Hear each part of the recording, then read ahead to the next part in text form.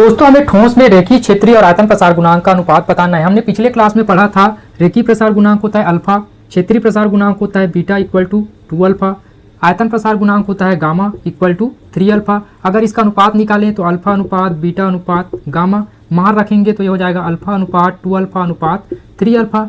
यहाँ पे alpha alpha alpha cancel हो गया तो ये हो गया 1 अनुपात 2 अनुपात 3। तो करेक्ट आंसर हो जाएगा ऑप्शन बी।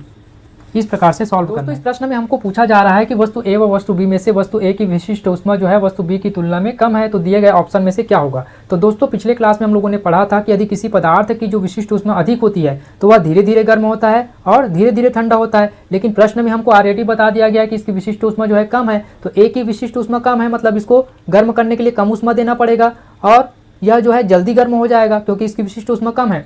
अगर विशिष्ट ऊष्मा अधिक होती है तो धीरे धीरे गर्म होता है और धीरे धीरे ठंडा होता है, लेकिन अगर विशिष्ट ऊष्मा कम है तो क्या होगा, जल्दी गर्म होगा। तो इसका करेक्ट आंसर हो जाएगा ऑप्शन ए, वस्तु ए जल्द गर्म होगी।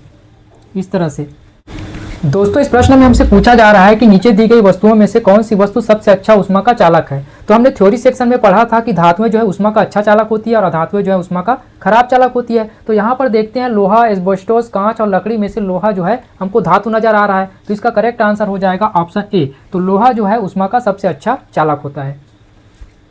दोस्तों इस प्रश्न में हमसे पूछा जा रहा है कि नीचे दी गई कौन सी वस्तुओं में ऊष्मा का संचार संवहन द्वारा नहीं हो सकता है। तो सबसे पहले समझते हैं कि संवहन क्या होता है। संवहन क्रिया में किसी पदार्थ को जब गर्म किया जाता है तो उसमें पदार्थ के कणों का वास्तविक स्थानांतरण होता है। जैसे कि हम पानी को गर्म करते हैं, पानी को गर्म करेंगे तो नीचे का जो गर्म पानी है ऊपर चला जाएगा और ऊपर का नीचे चला आएगा। इस प्रकार वो नीचे का जो ठंडा पानी है वो फिर गर्म होकर ऊपर चला जाएगा। उसी प्रकार यदि हम हवा को गर्म करेंगे तो नीचे का जो गर्म हवा रहेगा ऊपर चला जाएगा, ऊपर का ठंडा हवा नीचे आ जाएगा, फिर वह ठंडा हवा फिर गर्म हो जाएगा। लेकिन निर्वात में ना तो कोई पदार्थ होता है तो वह एक जगह से दूसरे जगह कैसे जाएगा, उसके कणों का स्थानांतरण संभव ही नहीं है। इसलिए इसका करेक्ट आंसर हो जाएगा ऑप्शन डी। ऑप्शन डी मतलब निर्वात। मतलब प्रश्न में क्या पूछा जा रहा है, ऊष्मा का संचरण संवहन द्वारा नहीं हो सकता है। तो किसमें संवहन द्वारा नहीं हो सकता है, निर्वात में नहीं हो सकता है। चाय जो है लिक्विड है इसमें हो सकता है, पानी भी लिक्विड है इसमें हो सकता है, हवा में भी हो सकता है, लेकिन निर्वात में कोई पदार्थ है ही नहीं, तो इसका स्थानांतरण, इसके कणों का स्थानांतरण कैसे होगा। तो इसका करेक्ट आंसर हो जाएगा ऑप्शन डी।